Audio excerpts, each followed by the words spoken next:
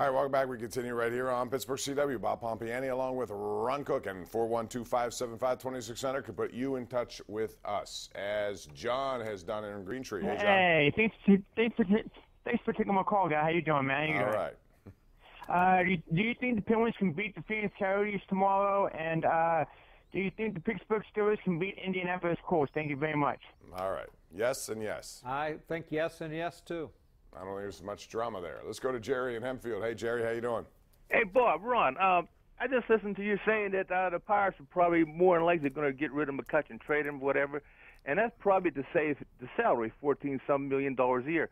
So what makes you think? It's not to save that salary. It's to not give him another one.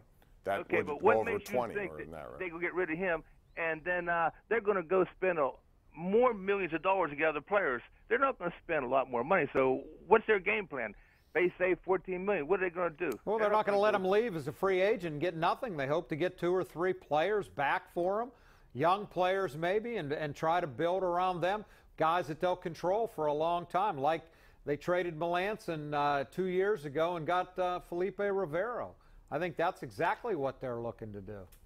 Yeah, but the reason they had nothing to do with this year's salary. It's what it was. They had to do it. It was procedural. Yeah, no. It's about another deal down the road. They don't want to get into a 4-year, 5-year, $100 million. No. So and they don't want them to walk away for nothing. They could do that if they wanted to do that, but they've chosen not to. I don't know that they'll do that with anyone, to be honest, Ron. No matter what the player, no matter who he is, no matter how successful he is. Do you? No, They're not going to go 20 McCutchen. Who's it going to be? Well, let's say Garrett Cole wins the Cy Young. It's not going to be Garrett Cole. No, but they won't. Josh Bell, maybe. I don't think they'll do that with anyone. I don't either. Let's go to Paul in Trafford. Hey, Paul, how you doing? Yeah. All right, Paul. Let's go out to Bob in Indiana. What's up, Bob? How you doing? Good. Hey, thanks for taking the call, gentlemen. Yep. Hey, question. Whether or not they re-sign Jung Ho Gong, the Pirates, do you think they will keep David Freese, or do you think they'll get rid of him? I think he's a good backup. I don't think he's your everyday third baseman. He's a utility guy. I think he signed for 1 more year, right? Yeah, but it was I think they gave him that money as an insurance policy more than anything else. Yeah, I mean, if he's your backup infielder, backup third baseman, I'm okay with that. I don't think he can play every day. And, you know, we heard Clint Hurdle and Freese say this year, I'm playing too much. I'm not an everyday player anymore. And you'll see weaknesses if you put a guy out there too much who's not capable of doing what he once did. Let's go to Michael in McKees Rocks. Michael joins us on the Sports Call. Hey, Michael. Hey, how are you guys doing tonight? Okay, what's going on? Not too much. Hey, 2 questions. Do you think the Steelers this year in the draft will go for a backup quarterback, because Ben is definitely getting till the end? And also, a backup quarterback. You want another backup? They need to find a starter here at some point. Yeah. And also, how do you rank Tomlin coaching? Like, what would you put him in? The top 5, 10, 20%? What do you think? Who's that? Tomlin. I think he's second best coach in the league, third best at worst. The numbers I mean, he's not Belichick. Belichick, obviously, the numbers say he's the best. Who else would you take? Pete Carroll, Mike McCarthy? I'll take Tomlin. Yeah, I think all those guys could be lumped in. You can put Peyton before in the last few years. Andy Reid has had a long history, but never done Mike Tomlin has better numbers than both of those guys. So there you go. Let's go out to Scott in Bellevue. Scott, thank you for joining us. Hi, Bob. Good night. How are you?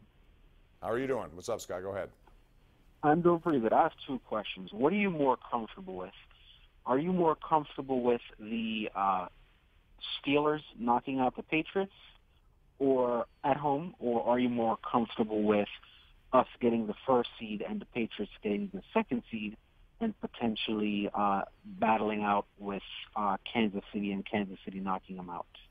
Well, that would be ideal, I think, because Kansas City plays them very well. I'll take my chances over anybody, whether it's New England. Kansas City plays New England well. Give me the number 1 seed. That's what I'm most comfortable with. You get a bye week, then you get 2 games at home should you win those games. That's how you get to the Super Bowl. To be honest, when I look at the AFC, I don't see many teams that make me think they're capable of going deep into the playoffs. I think Pittsburgh and New England are the only 2 for me to come to mind. Jacksonville's defense is pretty good. Yeah, but their offense isn't. Yeah, but they came here and won by 3 touchdowns. I understand that, but I'd rather – you're going to tell me you're going to go on I'm not saying I'm afraid of them, but I'll take the Steelers' chances against anybody playing at home in January. Kansas City started 5-0. Everybody thought it was I'll going to be. have Le'Veon Bell healthy. That'll be a real big part of it.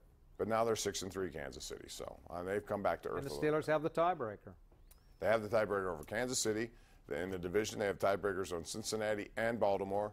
Yes, you know, they do. if they didn't have a #1 seed to play for, you could argue that this would happen to be similar to what, remember when Peyton Manning would clinch the division? They'd had 4 regular season games left, and there's nothing to play for. This won't be the case here in Pittsburgh because they're going to try to play for that #1. So they'll be having meaningful games. Even the last one, maybe against Cleveland, will matter. We're going to take a break, come back with more. 412-575-2600 right here on Pittsburgh CW.